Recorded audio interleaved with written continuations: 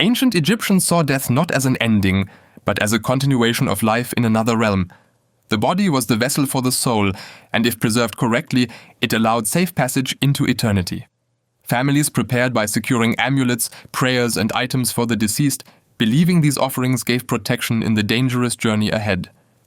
Wealthier Egyptians filled tombs with food, furniture, and even servants' statues, ensuring the dead could live comfortably. Poorer families relied on simpler burials, but the intention remained the same: equip the soul for what came next. The central idea was clear. Death was a transition, not destruction. Mummification was not simply about drying out a body. It was a deeply ritualized process meant to protect the soul.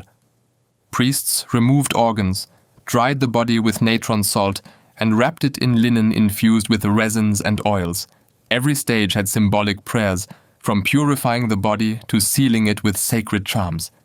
Wealthy individuals could afford elaborate sarcophagi painted with spells and images of gods, while ordinary people might receive only partial preservation.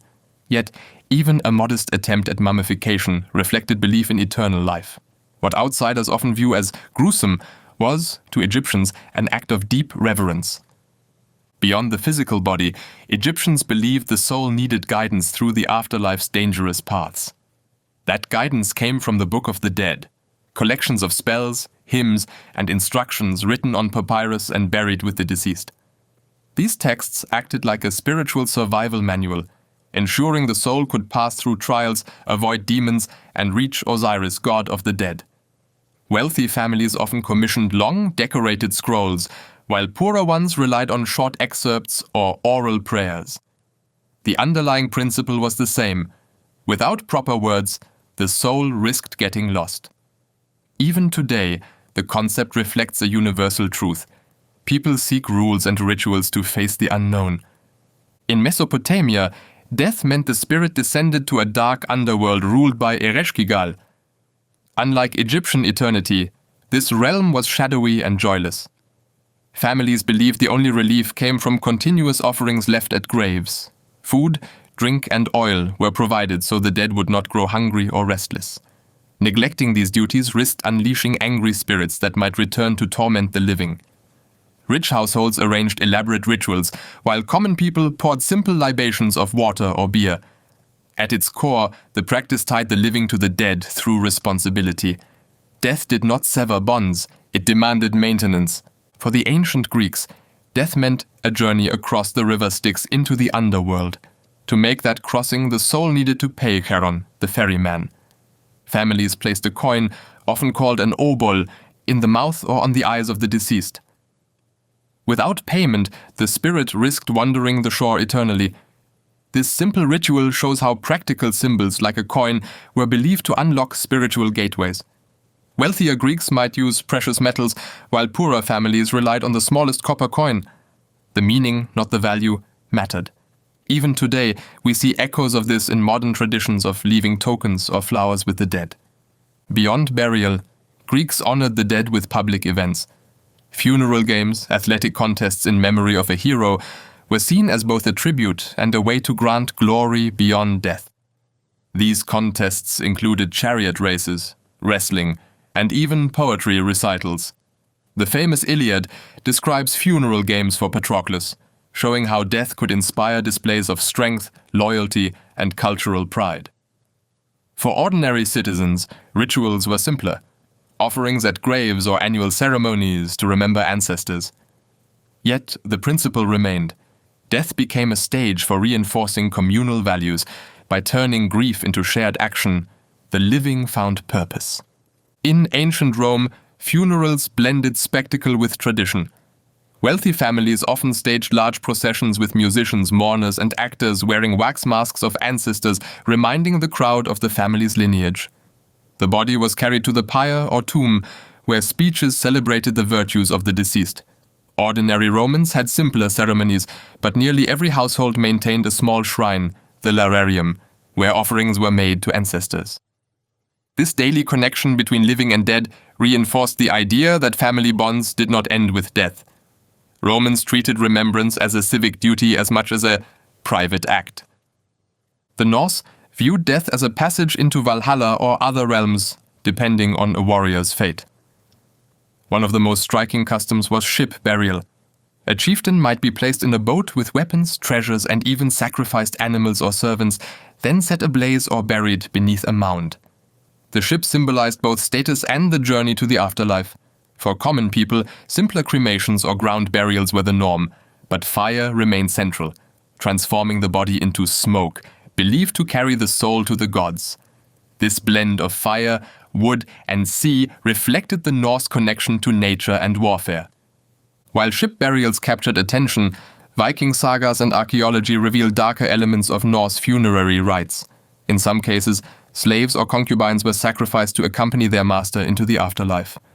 Accounts from Arab travelers like Ibn Fadlan describe ritual killings during the funeral of a chieftain, where one woman volunteered, or was chosen, to join him in death. Though not common to all Viking communities, these sacrifices showed a belief that loyalty extended beyond life itself. Archaeological evidence of multiple bodies in ship burials supports these reports. To modern eyes, such practices seem brutal, but to the Vikings, they reflected devotion and cosmic duty. The ancient Celts approached death with reverence for nature and cycles of rebirth. Burial mounds, known as barrows, dotted the landscape, serving as both graves and sacred markers. Grave goods such as weapons, jewelry, and food were placed alongside the body, reflecting belief in life after death. Druids, the spiritual leaders, may have conducted rituals to guide the soul, though much remains uncertain due to limited written records. Some Roman sources claim the Celts viewed death as a doorway to another existence, not an end. By embedding burials in the earth itself, the Celts tied ancestry to the land. If you are finding this journey through ancient rituals useful, consider subscribing for more deep dive explainers just like this one. In Hindu tradition, cremation is the most sacred way to release the soul. The body is placed on a funeral pyre, often beside a river, with prayers and mantras guiding the spirit. Fire is not just destruction, it is purification, believed to free the Atman, soul, from the physical body so it can move on toward rebirth. The ashes are usually scattered into the Ganges or another holy river, linking the deceased to cosmic cycles. Families perform rituals for days after, offering rice balls and prayers to ensure the soul transitions peacefully. Unlike many cultures that sought preservation, Hindu practice embraced impermanence as part of the eternal cycle. Jainism and Buddhism, both emerging in India, added unique perspectives on death. Jains emphasized strict non-violence, even in rituals, and often practiced salehana, a voluntary fast unto death, as a way to embrace mortality with discipline and clarity. Buddhism, by contrast, focused on detachment from the body, teaching that clinging to physical form traps the soul in cycles of suffering. Funerary practices varied by region, but often included cremation, followed by prayers and chanting to support the soul's rebirth. In Tibet and other Buddhist cultures, monks read sacred texts aloud to guide the dying. Both traditions highlight death as an opportunity for liberation, not just a passage. High in the mountains of Tibet, where the ground is too rocky for graves and wood too scarce for pyres, an unusual ritual developed: sky burial. The body is placed on a mountain top, cut into pieces, and offered to vultures. Far from disrespectful, this practice reflects Buddhist beliefs in impermanence and compassion. By feeding birds, the body nourishes other life, completing a natural cycle. Monks chant prayers as this process unfolds, reminding all present that the body is only a temporary vessel. To outsiders, it may appear shocking, but to Tibetans, it is one of the most meaningful acts of generosity. In China, honoring ancestors was, and still is, central to family life. Death did not end obligations, it extended them. Families built elaborate tombs, filled with goods, and continued to perform rituals for generations. Offerings of food, incense, and paper money were burned to provide for ancestors in the afterlife. The practice reinforced filial piety, the duty to respect parents and forebears. Imperial tombs like those of the Han and Tang dynasties reflected this on a grand scale, with armies of statues and treasures buried alongside rulers. Yet even common households maintained ancestral tablets and shrines. In Japan, Death rituals developed from the intersection of Shinto and Buddhist beliefs. Shinto, focused on purity, viewed death as a source of spiritual pollution, requiring cleansing rituals for the living. Buddhism, introduced later, emphasized memorial rites, cremation, and prayers for the soul's rebirth. Over time, the two blended. Bodies were typically cremated, funerals followed Buddhist chants, and families maintained household altars, butsudan, for ancestor remembrance. Seasonal festivals like Obon allowed families to welcome the spirits of the dead home with lanterns and offerings. The combination of purification, remembrance, and community created a balanced way of honoring death. For the Aztecs, death was not an ending but fuel for the universe itself. They believed the sun required nourishment through blood, and human sacrifice became a ritual necessity. Captives, often taken in battle, were offered to gods in ceremonies marked by music, prayer, and precision. The heart, considered the seat of life, was removed and raised to the sky. While to modern perspectives this appears brutal, for the Aztecs it was sacred duty, ensuring the survival of both people and cosmos. Death here was transformed into cosmic service. The Inca civilization treated mummified ancestors not as distant memories, but as active members of society. Preserved bodies of rulers and nobles were paraded during festivals, clothed in fine garments, and offered food and drink as though still alive. These mummies were believed to advise leaders, reinforcing authority and continuity. Even ordinary families kept smaller bundles of preserved relatives, consulting them for guidance through rituals. Spanish colonizers were shocked by this intimacy with the dead and destroyed many of the mummies, but the tradition shows how the Incas blurred lines between life and afterlife. Native American tribes developed diverse funerary customs shaped by geography and spiritual beliefs. The Lakota often placed the dead on raised scaffolds, allowing the body to return gradually to nature. Southwestern tribes used caves or stone chambers, while others buried their dead with tools, weapons, or food to aid the spirit's journey. Common across traditions was the belief that the soul continued beyond death, requiring respect and preparation. Ceremonies often included songs, dances, and prayers to ensure safe passage into the spirit world. These practices emphasized harmony with nature and continuity with ancestors. Across Africa, funerary practices have long centered on the living bond with ancestors. Many cultures believe the dead do not disappear, but continue to influence daily life as protective or vengeful spirits. Elaborate funerals like those of the Ashanti in Ghana could last for days, filled with drumming, dancing, and sacrifices. Families often maintained ancestor shrines, making offerings of food and drink to ensure harmony. In some regions, masks and rituals allowed participants to embody spirits during ceremonies, blurring the line between the living and the dead. The emphasis was not only on sending the departed safely onward, but also on keeping community ties unbroken. In many Pacific Island societies, the treatment of bones carried deep spiritual meaning.